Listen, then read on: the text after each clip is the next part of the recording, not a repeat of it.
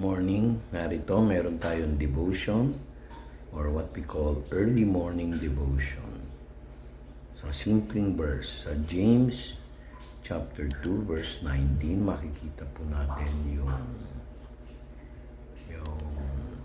lesson na sinasabi ng Biblia patungkol sa James chapter 2 verse 18 to 19.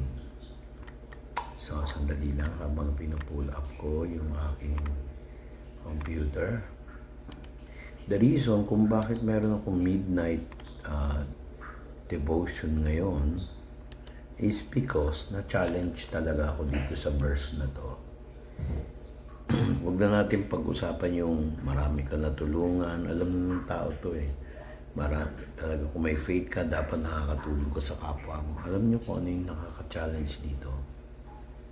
Realizing that God is the most powerful of all in Christ Jesus, and through the power of the Holy Spirit, alam natin, let us glorify the Father.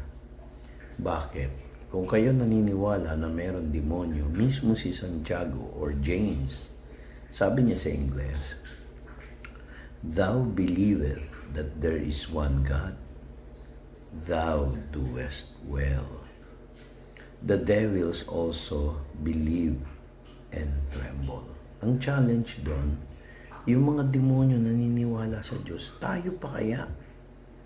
Halimbawa, ikaw yung Kristiyano na sinasabi nilang wala kang gift of vision, wala kang gift ng prophecy.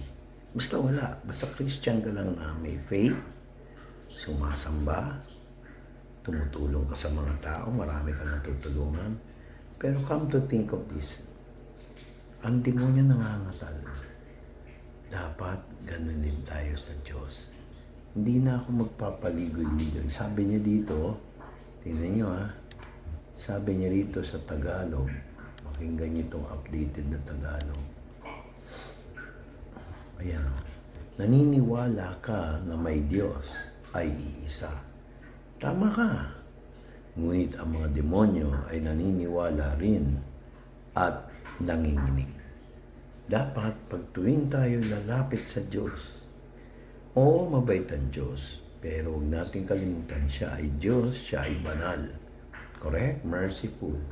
Halos ka-level na natin si Lord sa faith, sabi nga sa Ephesians chapter 2, verse 2. Kaya lang, na-challenge ako dito mga kapatid. Ang demonyo nangangatal. Naniniwala sila pero nanginginig. No? Naniniwala rin. Ang tanong ko kapatid, kung ang demonyo natatakot sa Diyos, di ba dapat tayo rin matakot sa Diyos? Yung pagiging faithful. Dapat natatakot tayo magkasala. Because the devil knows their time. Nung minsan nag-research ako sa salita ng Diyos, ito yung nakita ko. Tingnan nyo nag-ano ko research, sabi ko, Lord, maghahanap ako ng ng lesson. Ang lesson na ilalagay ko, naisip ko lang, nilagay ni Lord sa akin. Yung, tingnan nyo, itatype ko pa yan. Devil's faith versus human faith.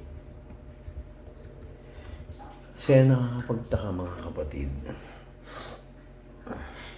Sabi nga dito sa English Standard Version, you believe that God is one, you do well. Even the demons believe and shudder. Umiiwas. Kaya, mga kapatid, maikli lang to. Huwag tayo mag-doubt dahil alam na ng demonyo na malapit na yung kanyang time.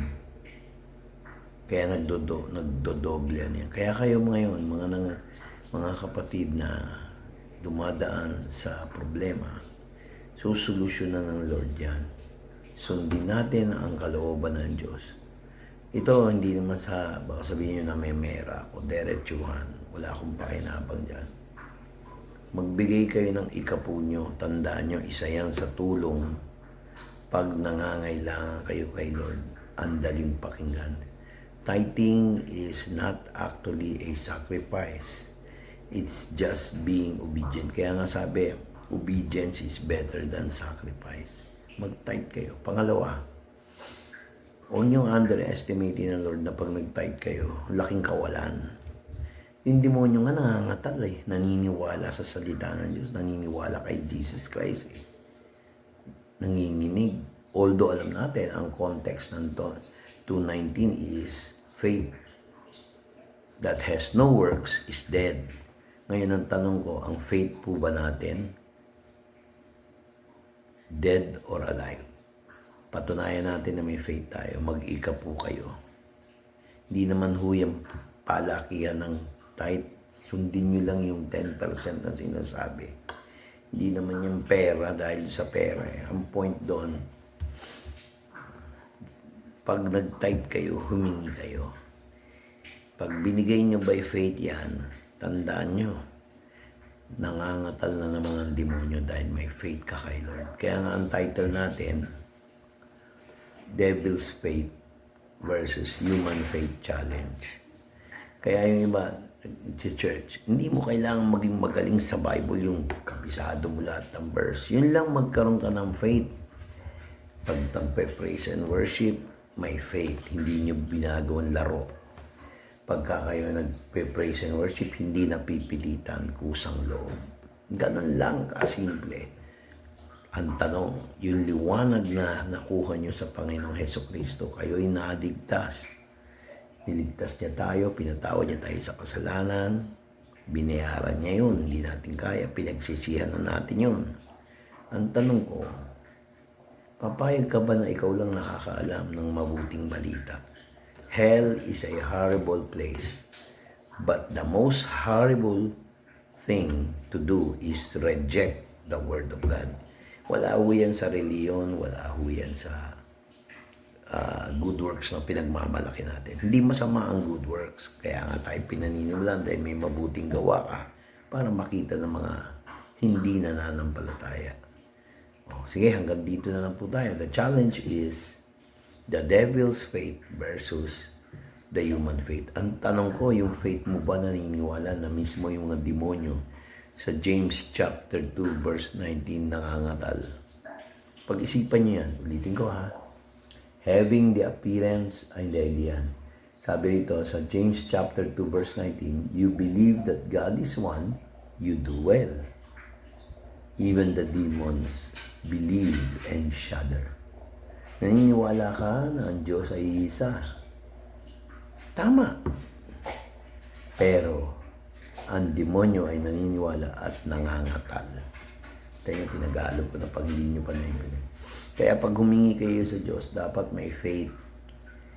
Ibig sabihin, the realization there dito sa chapter 2 verse 19, totoo pala ang Diyos kasi mismo ang demonyo nanginginig. Dapat lakasan natin ang loob, lumapit sa Diyos. Huwag kayong mahiya, lumapit sa Diyos by faith. Meron ba tayong mga kasalanan na hindi natin makonfess?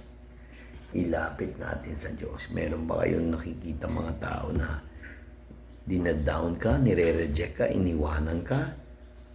Lumapit ka sa Diyos. Faith in Jesus Christ alone will make. Kaya nga sabi dun sa Matthew 28 verse 19, 19 na naman verse 19, sabi, but I will baptizing you in the name of the Father and of the Son and of the Holy Spirit. Hindi sinabing in the names of the Father and the names of the Son, in the names of the Holy Spirit. Ginamit singular. Sa Tagalog, sa ngalan ng Ama at ng Anak at ng Banal na Espiritu. So, kung oneness ka, God is one. Tama nga naman. Pero kung babasahin mo yung sabi naman ng mga Trinitarian, in the name of the Father, hindi naman sinabing in the names of the Father and the names of the Son, in the names of the Lord. O kaya hindi sinabing in the name of the Father and the name of the Son and of the name of the Lord. Sinabi in the name of the Father and of the Son, and of the Holy Spirit. I hope na bless kayo ngayon. Kaya pag hihingi kayo sa Lord, narinig na niya yun, sasagutin niya yan. According to His will. Laging according to His will. Kaya ang demonyo nangangatal kasi hindi nila kalooban yung ginagawa ng Diyos eh. Pero alam niyo, nung may Diyos, naniniwala silang may Diyos. Hindi nga sila makakilos kung walang permission ni Lord. Father God,